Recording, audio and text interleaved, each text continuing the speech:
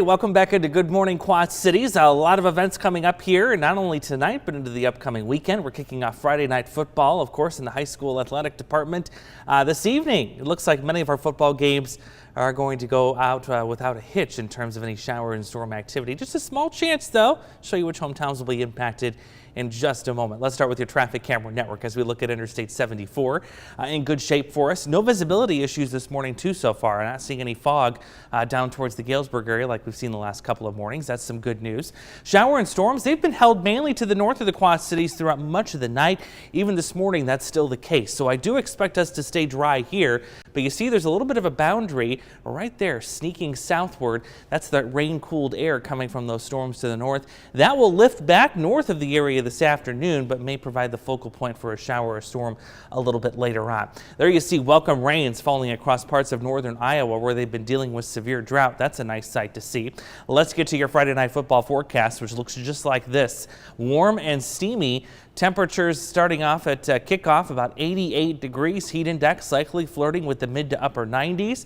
Looks like we will stay clear and dry here in the immediate Quad Cities.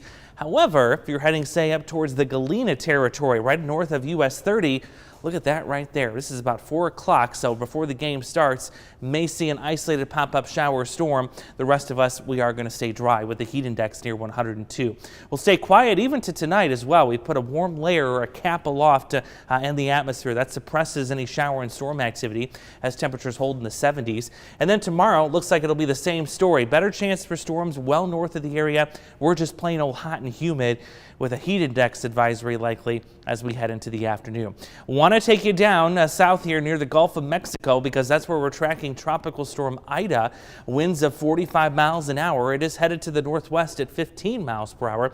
And the Gulf of Mexico right now extremely warm and not a lot of wind shear to break the storm apart.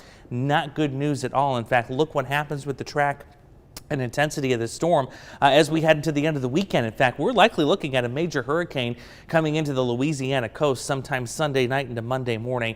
Unfortunately, New Orleans in the path of this storm, and it may shift a little bit west and eastward, so we're going to keep an eye on this. But this storm will have some impacts in terms of our weather pattern here. We'll stay hot and steamy into the weekend, but early next week as Ida begins making its way north and east, looks like it'll pull on and latch onto some cooler air sitting off to the north of the system and actually kind of push it in our direction too. So look for much more comfortable conditions starting early next week, and that looks like it's going to linger for a little while longer. But look at the heat building to the west. Only a matter of time before that comes back in here.